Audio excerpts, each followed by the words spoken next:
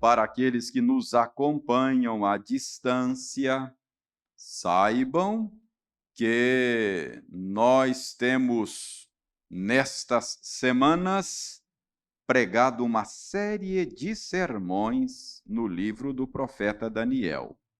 Nós estamos no capítulo 9 de Daniel, portanto, abra sua Bíblia no capítulo 9. Hoje, nós leremos os versos 20 a 23. Daniel 9, versículos 20 a 23. Eu leio, acompanhe aí com atenção, com interesse, com fé, porque é a palavra de Deus que será lida. E a minha sugestão é sempre que você mantenha a sua Bíblia aberta enquanto eu explico o sentido daquilo que lemos. Daniel 9, 20 a 23, diz o seguinte: Falava eu ainda e orava, e confessava o meu pecado e o pecado do meu povo de Israel, e lançava a minha súplica perante a face do Senhor, meu Deus, pelo monte santo do meu Deus. Falava ainda na oração, quando o homem Gabriel é um ser angelical, obviamente, o que o texto quer dizer é que esse anjo Gabriel manifestou-se em forma humana naquela ocasião. Por isso diz, quando o homem Gabriel, que eu tinha observado na minha visão ao princípio, veio rapidamente voando e me tocou à hora do sacrifício da tarde. Ele queria instruir-me, falou comigo e disse: Daniel, agora saí para fazer-te entender o sentido. No princípio das tuas súplicas, saiu a ordem e eu vim para tu declarar, porque és muito amado. Considera, pois, a coisa e entende a visão. Vamos orar pedindo ao Senhor que nos dê a graça de compreendermos corretamente o sentido daquilo que acabamos de ler. Senhor, damos-te graças pela tua palavra, ora lida. E agora, quando vamos nos esforçar para compreender o sentido daquilo que lemos, pedimos que o Senhor nos dê a tua graça. Nos ajude a ter uma boa compreensão do texto lido. Que o Espírito do Senhor ilumine o nosso entendimento, que abra o nosso coração para que acolhamos a tua palavra e que ela produza em nós os frutos a que se destina. Tenha misericórdia de nós, Senhor. Dá-nos boa compreensão da passagem. Nós oramos em nome de Jesus. Amém. Irmãos, no último domingo, ou melhor, nos últimos domingos, não é? Plural. Nós analisamos as circunstâncias históricas da oração de Daniel, registrada aí no capítulo 9. Analisamos também a conjuntura desta oração. Depois analisamos o conteúdo da oração de Daniel. Hoje nós começaremos a analisar a resposta de Deus à oração de Daniel. Aliás, antes de considerarmos a resposta propriamente dita, nós vamos focalizar hoje os bastidores da resposta de Deus a Daniel. Estou dizendo os bastidores porque esses poucos versículos que acabamos de ler, eles abrem uma janela que nos permite olhar além do véu. Esses versículos abrem uma janela que nos permite ver o que aconteceu na dimensão celeste quando Daniel orou. Você viu que hoje a ordem litúrgica girou bem em torno do Apocalipse, exatamente porque o Apocalipse é o desvendar, é o abrir de uma janela para que João e nós que lemos João possamos ver o que acontece nos céus, não é? E no texto que nos preparou para a confissão de pecados hoje, dentre as coisas que João vê nos céus, ele vê taças de ouro cheias de incenso, e ele explica que aquelas taças são as orações dos santos. Então, quando Deus deu a João a oportunidade de olhar além do véu, ele viu que as nossas orações chegam em forma de incenso à presença do Senhor. Então, esta passagem de hoje faz mais ou menos isso. Abre uma janela e nos permite enxergar o que se passou no céu quando Daniel orou. E ao olhar além do véu por meio desta passagem, eu creio que nós podemos aprender aqui pelo menos 3 lições a respeito da prática da oração.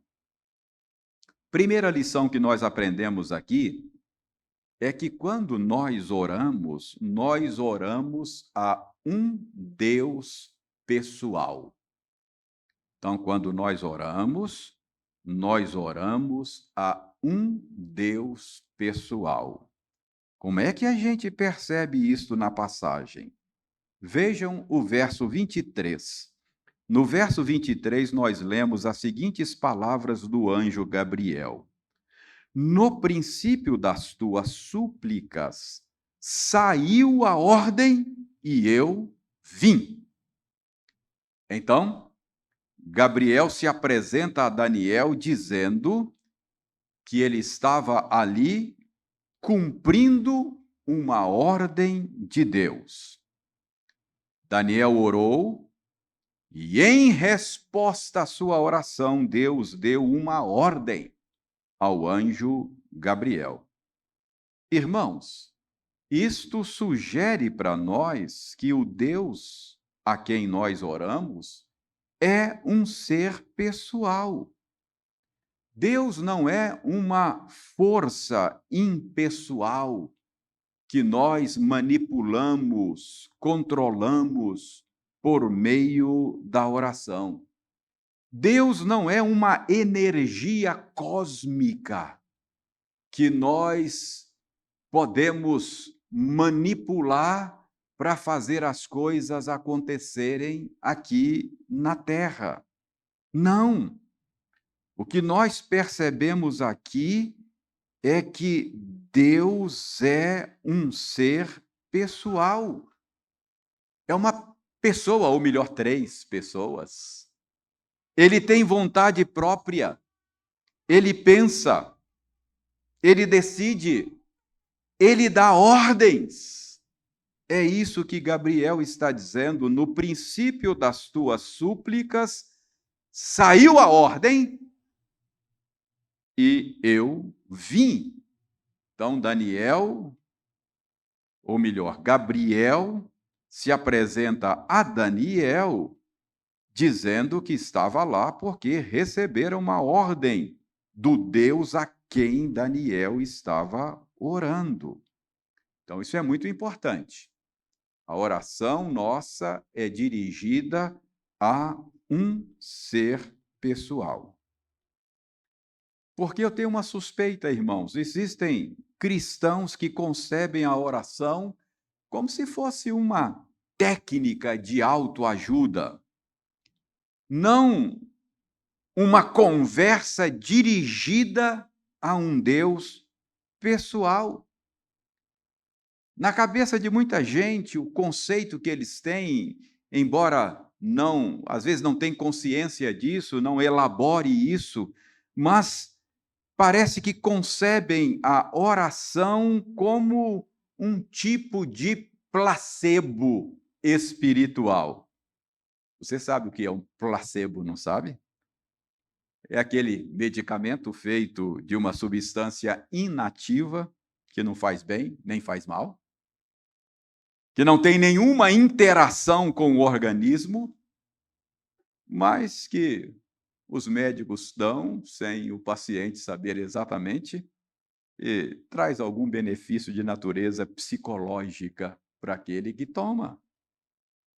Então, algumas pessoas veem a prática da oração como um tipo de placebo espiritual, como uma técnica para trazer algum tipo de alívio e não uma comunicação com uma pessoa real, mas apenas uma técnica psicológica, como aquelas técnicas orientais do yoga, por exemplo, não é?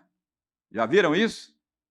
Uma técnica de respiração, de meditação, de relaxamento, que alivia a tensão e faz algum bem psicológico e etc. Alguns veem a oração e praticam a oração como um mantra repetitivo, coisa que você repete mecanicamente. Nesse caso, a oração é simplesmente um mantra. O catolicismo romano, por exemplo, tem esse tipo de prática da oração. O fiel vai repetindo orações mecanicamente, vai contando lá nas contas de um rosário, não é? Vai repetindo, repetindo, repetindo, como se fosse uma prática, uma técnica, mas não uma conversa com uma pessoa real. Aqui nós aprendemos que a oração não é isso, meus irmãos. A oração não é uma técnica de autoajuda. A oração é uma conversa com uma pessoa real. Como Daniel, nós oramos a um Deus pessoal. Isso fica claro porque o anjo Gabriel diz: Olha, quando você orou, ele deu ordens e eu vim aqui em resposta à sua oração. Então, nós aprendemos aqui que a oração não é um placebo, não é uma técnica, mas é uma conversa com uma pessoa real. Segunda lição que nós aprendemos aqui, ao olhar por essa janela que nos permite ver além do véu os bastidores da oração de Daniel. Nós percebemos aqui que o Deus a quem Daniel ora tem uma grande disposição em responder às orações do seu povo. Vejam o que Daniel diz no verso 21. Ele diz: falava ainda na oração, quando o homem Gabriel, que eu tinha observado na minha visão ao princípio, veio rapidamente, voando, e me tocou a hora do sacrifício da tarde. Eu ainda estava orando. Eu falava ainda. Eu não tinha terminado a minha oração. E Deus já estava se movendo para responder à minha súplica. Daniel não tinha ainda terminado a oração e Deus já estava se movendo em resposta. Irmãos, que revelação maravilhosa nós temos aqui. O Deus a quem nós oramos é um Deus disposto a ouvir as orações dos seus filhos. Ah, isso é um grande encorajamento para nós. Acho que falta-nos esta percepção de que Deus está bem disposto a responder às nossas orações. Talvez seja por isso que nós somos tão relapsos na nossa vida de oração. Nós precisamos redescobrir que Deus é um Deus disposto a responder.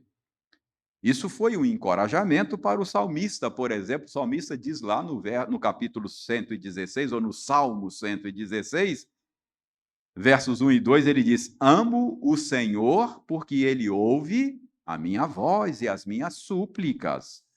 Porque ele inclinou para mim os ouvidos, o que eu vou fazer? Invocá-lo-ei enquanto eu viver.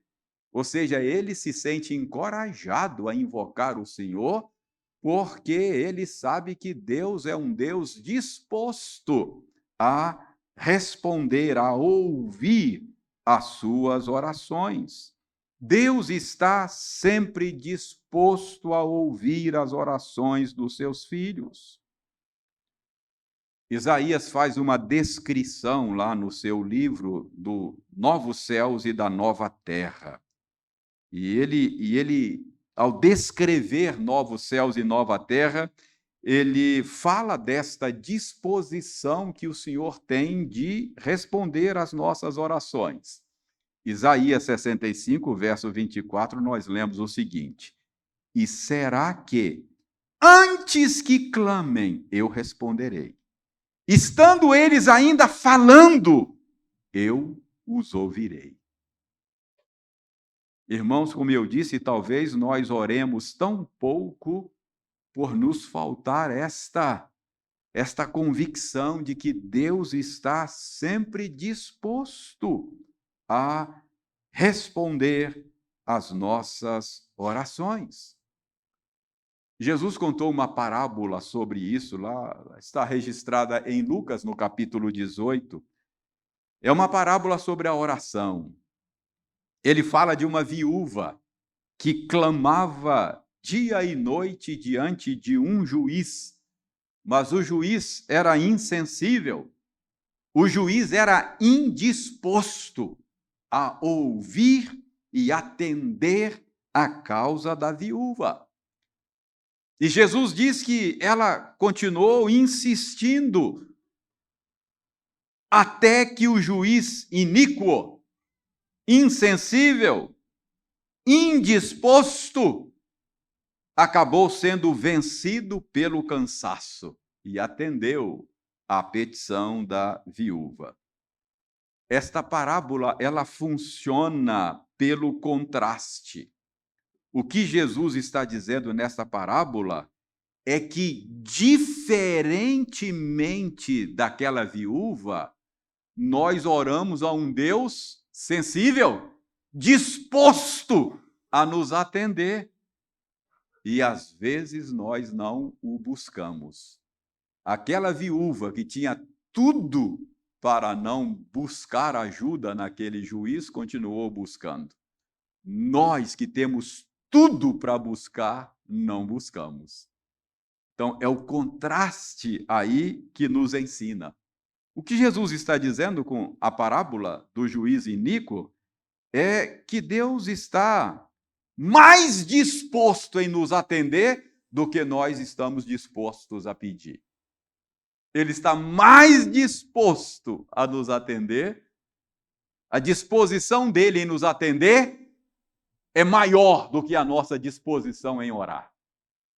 Então, essa passagem de Isaías, que nos ajuda, melhor, de Daniel, que nos ajuda a olhar além do véu, nos ajuda a perceber que as nossas orações são orações dirigidas a um Deus que está sempre disposto a nos atender. Não é isso que Tiago disse? Tiago diz: vocês não têm porque vocês não pedem. Não é? Jesus disse: pedi, dar-se-vos-á. Buscai e achareis. Batei e abri-se-vos-á. Então, irmãos, nós precisamos saber que nós oramos a um Deus que está sempre disposto a nos atender. Mas preste atenção, eu não estou dizendo que Deus vai atender a sua oração no tempo e do jeito que você deseja. Não é isso. O que eu estou dizendo é que há em Deus uma disposição em nos ouvir e nos atender. O que eu estou dizendo é que Deus tem prazer em dar coisas boas aos seus filhos. Agora, se ele não atende ao seu pedido no tempo e do jeito que você quer, não é por indisposição dele. Ele está sempre disposto a ouvir as nossas orações. Quando a resposta de Deus não vem no tempo que nós queremos, do jeito que nós queremos, nós precisamos nos lembrar que Deus nos ama e Ele quer o nosso bem. Quando nós oramos, nós precisamos confiar, não apenas no poder de Deus, mas nós precisamos confiar no amor dEle e confiar na sabedoria dEle. Quando Ele não responde do seu jeito, no seu tempo, Ele está manifestando a sabedoria e o amor dEle por você. Mas Ele está sempre disposto a responder às orações dos seus filhos. Essa é a segunda lição que nós aprendemos sobre oração quando olhamos além do véu por meio dessa passagem que lemos. Mas há uma terceira lição. Em terceiro lugar, ao olhar por essa janela para os bastidores da oração de Daniel, nós percebemos que há uma relação direta aqui entre a intimidade com Deus e a resposta das orações. Há uma relação direta entre a intimidade com Deus e a resposta das orações. Vejam o verso 23. O verso 23 diz o seguinte: no princípio das tuas súplicas saiu a ordem, e eu vim para tu declarar, disse o anjo Gabriel. E ele diz: porque és muito amado. Então, Gabriel está dizendo a Daniel que a resposta da oração dele tinha a ver com o amor especial que Deus nutria por Daniel. Não é isso que está dizendo aí? Sua Bíblia diz assim? Porque és muito amado. No princípio das tuas súplicas saiu a ordem e eu vim para tu declarar. Porque és muito amado. Daniel era especialmente amado por Deus. Veja aí no livro de Daniel, capítulo 10. Vou ler os versos 11 e 12 e o verso 19 do capítulo 10 de Daniel. Ele me disse: Daniel, homem muito amado, está atento às palavras que te vou dizer. Levanta-te sobre os pés, porque eis que te sou enviado. Ao falar ele comigo esta palavra, eu me pus em pé, tremendo. Então me disse, verso 12, não temas, Daniel, porque desde o primeiro dia em que aplicaste o coração a compreender e a humilhar-te perante o teu Deus, foram ouvidas as tuas palavras, e por causa das tuas palavras é que eu vim. Verso 19, e disse, não temas, homem muito amado, paz seja contigo. Sê forte, sê forte. Ao falar ele comigo, fiquei fortalecido e disse: Fala, meu Senhor, pois me fortalecestes. Homem muito amado. Daniel era um servo especialmente amado pelo Senhor. Gabriel disse: A sua oração foi respondida, porque você é um servo muito amado. Talvez você diga: Reverendo, não estou entendendo. Deus não ama todos os seus filhos igualmente? Deus não ama todos os seus filhos da mesma maneira? Irmãos, a resposta é sim e não. Deixe-me explicar isso. Paulo escrevendo a Timóteo, capítulo 4, da primeira epístola, capítulo 4, verso 10, ele disse o seguinte: Ora, é para esse fim que labutamos e nos esforçamos sobremodo, porquanto temos posto a nossa esperança no Deus vivo. Aí vem a parte que eu quero salientar. Deus vivo, que é Salvador de todos os homens, especialmente dos fiéis. Paulo, escrevendo a Timóteo, diz que Deus é o Salvador de todos os homens. Em que sentido Deus é o Salvador de todos os homens? Seria no sentido de que ele vai salvar dos seus pecados todos os homens que viveu sobre a terra? Certamente que não. Não pode ser nesse sentido que Paulo está dizendo que Deus é o Salvador de todos os homens. Porque isso seria contradizer o ensino geral da Escritura. A Escritura deixa claro que nem todos serão salvos.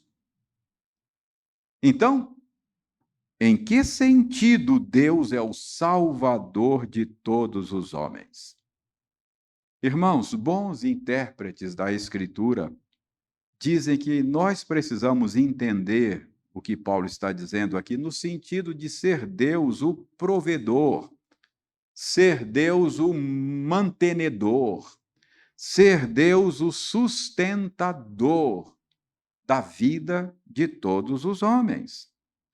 Então, há um sentido em que Deus manifesta o seu amor, há um sentido em que Deus manifesta a sua bondade a todos os homens indistintamente. Jesus Cristo disse que Deus faz o sol brilhar e a chuva cair sobre justos e injustos, sobre bons e maus, sobre eleitos e réprobos, sobre salvos e perdidos. Então, há um sentido que Deus ama, em que Deus ama todas as pessoas, salvos e não salvos. Mas no mesmo versículo, Paulo diz que Deus é o Salvador de todos os homens, especialmente dos fiéis.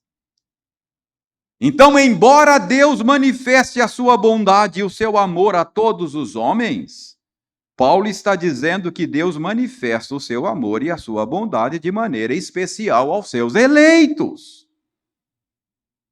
Então, há um sentido em que Deus ama os seus eleitos de uma maneira especial que ele não ama os demais. Além disso, mesmo dentre os eleitos de Deus, a Bíblia nos ensina que há aqueles que desfrutam de maior intimidade com o Senhor. Salmo 25, verso 14 diz que a intimidade do Senhor é para os que o temem, aos quais Deus dará a conhecer a sua aliança. Então, se você vive no temor do Senhor, você vai desfrutar de maior intimidade com Ele. aos quais ele dará a conhecer a sua aliança. Ele vai confiar os segredos dele àqueles com os quais ele tem maior intimidade. Ele vai abrir o coração dele com aqueles com os quais ele tem maior intimidade. Ele dará a conhecer os termos da sua aliança. Certamente você se lembra daquelas palavras de despedida de Jesus. Elas estão registradas no Evangelho de João, no capítulo 14. E lá no verso 21, Jesus Cristo disse: aquele que tem os meus mandamentos e os guarda, esse é o que me ama. E aquele que me ama será amado por meu Pai. Eu também o amarei e me manifestarei a ele. Me darei a conhecer a ele. Desfrutarei de maior intimidade com ele. Eis que estou à porta e bato. Se alguém ouvir a minha voz, entrarei em sua casa, cearei. Ele está falando para crentes, para uma igreja. E cear com alguém é símbolo de intimidade. Cearei com ele e ele comigo. Então há um sentido em que Deus ama todos os homens, há um sentido em que Deus ama somente os eleitos, em função da aliança de amor e graça que ele estabeleceu com o seu povo. Deus ama e se compraz em todos os seus filhos igualmente. Mas, ao mesmo tempo, a Escritura ensina que nem todos os filhos de Deus têm a mesma intimidade com ele. A Bíblia ensina, meus irmãos, que Deus se chegará àqueles que se chegam a ele. Não é isso que Tiago diz aos crentes? Chegai-vos a Deus e ele se chegará a vós outros. No primeiro livro de Samuel, no capítulo 2, verso 30, o Senhor diz que honraria, ele diz lá, aos que me honram, honrarei. Porém, os que me desprezam serão desmerecidos. Deus promete honrar aqueles que têm maior interesse nele, maior interesse na sua glória. Irmãos, Daniel foi levado para o cativeiro quando era um adolescente. Agora Daniel já é um velho, mais de 80 anos. E toda a história de Daniel narrada neste livro deixa claro que Deus era o grande anelo do coração de Daniel. O coração de Daniel anelava pelo Senhor e pela honra do seu Deus. Entre desonrar a Deus e ser jogado na cova dos leões, ele optou pela segunda possibilidade. Nós analisamos o conteúdo da oração de Daniel no domingo passado.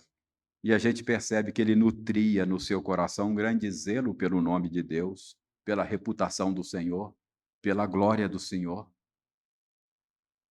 Há um detalhe aqui nessa passagem, que é um detalhe assim meio que incidental, parece sem importância, mas me chamou a atenção. A meu ver, esse detalhe revela um pouco do coração de Daniel, em que direção o coração de Daniel estava inclinado. Veja aí no verso 21.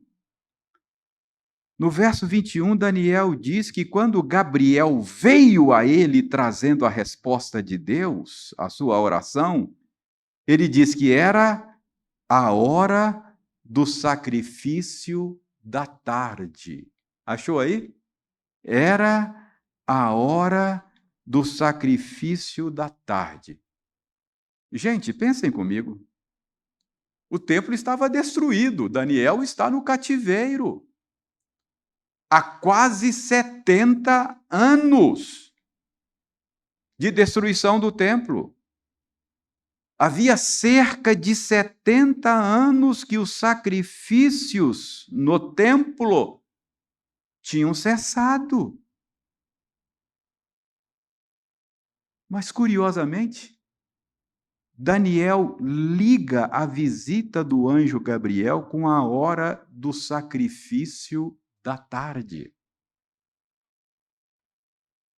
Entendeu? Daniel,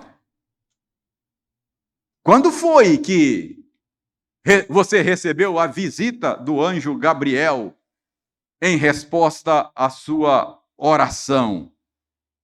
Ele respondeu: olha, ele veio mais ou menos na hora do culto.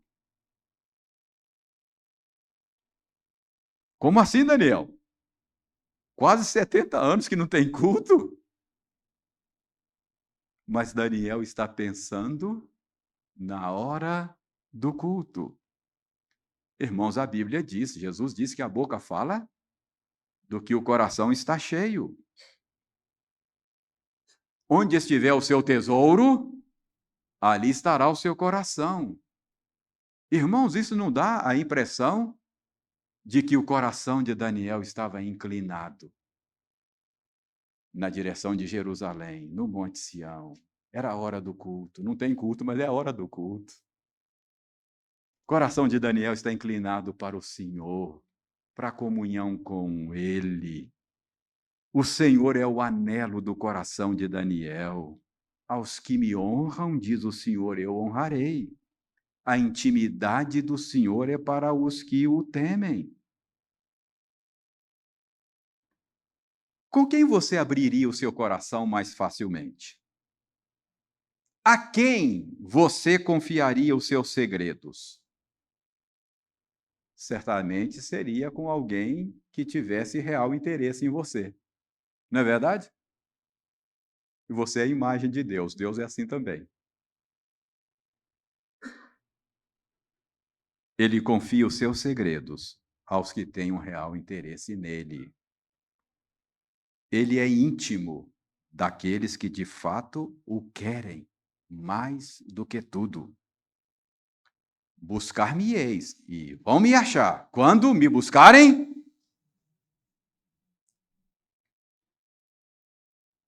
quando o nosso interesse está no Senhor, não apenas nas benesses que eu posso usufruir dele, não apenas nas bênçãos que ele pode me dar, mas quando há no meu coração o real interesse por ele, ele se dá a mim. Buscar-me-eis e me achareis, quando me buscardes de todo o coração. Então eu creio que é isso que o anjo Gabriel está dizendo para Daniel. Daniel, eu vim cumprindo ordem do Senhor, porque, rapaz, você é um homem muito amado. Que coisa bela. Que coisa bela.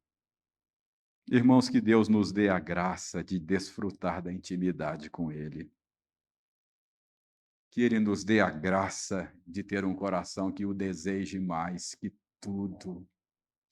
Que Ele seja o maior tesouro do nosso coração. Para concluir, lembre-se de que a oração não é um placebo espiritual. Oração não é uma técnica de autoajuda. Oração é uma conversa com uma pessoa real. E não apenas isso. É uma pessoa real que está mais disposta em ouvir você do que você imagina. Tem maior interesse no seu bem-estar do que você imagina. Ele é capaz de fazer muito mais do que você pede ou imagina. Ele deu o seu próprio filho por você. Não dará a você todas as demais coisas? Quem dá o mais valioso está disposto a dar o menos valioso. Mas ele tem uma tendência de ser mais íntimo daqueles que têm real interesse nele. E não somente interesse nas coisas que ele pode dar. Irmãos, que Deus incline o nosso coração para ele mesmo. Que Deus convença o nosso coração de que outro bem não possuímos, senão a ele somente. Que tenhamos um coração que anele pelo Senhor, como foi o coração de Daniel. Que ele possa dizer a nosso respeito: você é um filho muito amado. Que Deus tenha misericórdia de nós. Amém.